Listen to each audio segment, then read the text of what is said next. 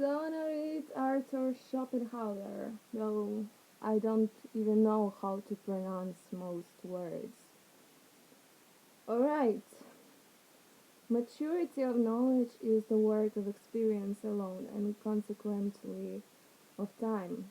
For the knowledge we acquire from our own observation is, as a rule, distinct from what we get through abstract ideas. The former is acquired in a natural way, while the latter comes through good and bad instruction and what other people have told to us. Consequently, in youth there is generally little harmony and connection between our ideas, which mere expressions have fixed, and our real knowledge, which has been acquired by observation. Later they both gradually approach and correct each other. But maturity of knowledge does not exist until they have become quite incorporated. This maturity is quite independent of what other kinds of perfection, the standards of which may be high or low.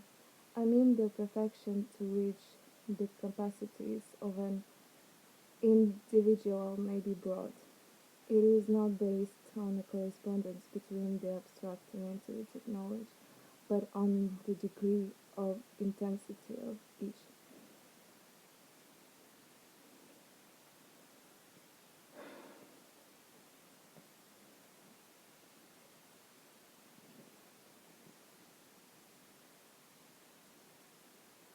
The most necessary thing for the practical man is the attainment of an exact and true knowledge of what is really going on in the world.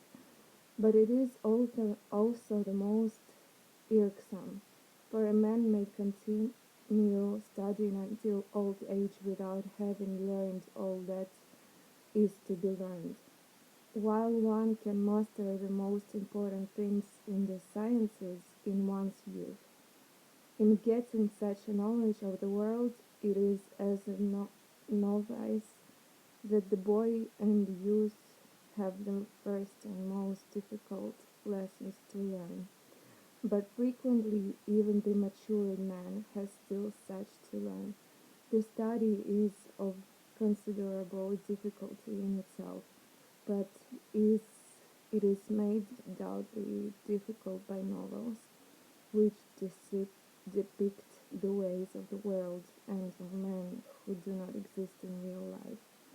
But these are accepted with the credulity of youth and become incorporated with the mind.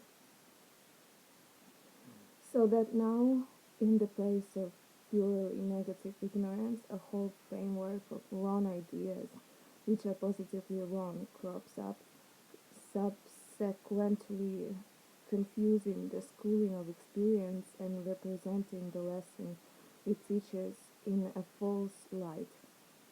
If the youth was previously in the dark, he will now be led astray by a will o' the wisp. And with the girl, this is still more frequently the case. They have been deluded into an absolutely false view of life by reading novels, and expectations have been raised that can never be fulfilled. This generally has the most harmful effect on their whole lives. Those men who had neither time nor opportunity to read novels in their youth, such as those who work with their hands, have decided advantage over them. Few of these novels are exempt from reproach. Nay, those effect is contrary to bad.